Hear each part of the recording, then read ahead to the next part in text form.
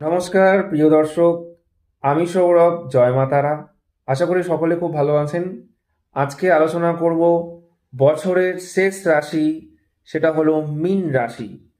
এবং এই মীন রাশি জাতক বা জাতিকাদের ক্ষেত্রে পড়াশোনার ক্ষেত্রে অমনোযোগিতা আসবে, কিন্তু প্রচণ্ড চঞ্চল প্রকৃতির, কিছু করার নেই। আর একটা জিনিস তাদের মধ্যে থাকে, ডুয়াল নেচার। কাজটা করব কি করব না, করেও যদি ভুল হয়ে যায় তাহলে আমরা বড়ই প্রবলেমে পড়ে যাব, এই ভাবনাটা তাদের মধ্যে থাকে। কিন্তু এই ডিসেম্বর মাসে তারা কেরিয়ারের দিক থেকে গ্রোথ করবে, আমি এটুকু মনে করি। কারণ তার রাশির লর্ড হচ্ছে বৃহস্পতি। সেই বৃহস্পতি উচ্চস্থ অবস্থায় থাকছে এবং এই রাশির বসে আছেন যিনি, সেটা হলেন শনি, অর্থাৎ ন্যায়ের কারক গ্রহ।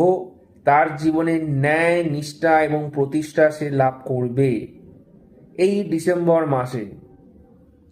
বেসিক্যালি এই মাসের 15 তারিখের পর থেকে তাদের কর্মের অপরচুনিটি কিন্তু আসবে এবং দূরে কোথাও ঘুরতে যাওয়ার সম্ভাবনা থাকবে কর্মসূত্রে।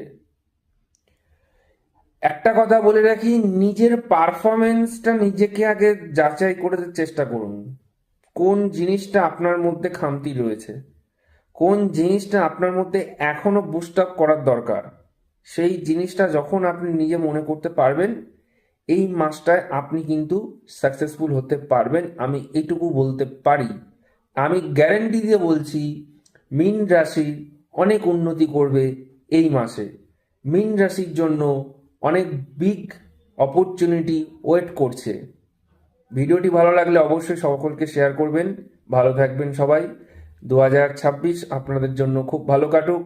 2026-এর রাশিফল অবশ্যই আমি দেবো, তার জন্য আপনাদের পেজটাকে ফলো রাখতে হবে এবং এই ইউটিউব চ্যানেলটাকে অবশ্যই সাবস্ক্রাইব করে রাখতে হবে।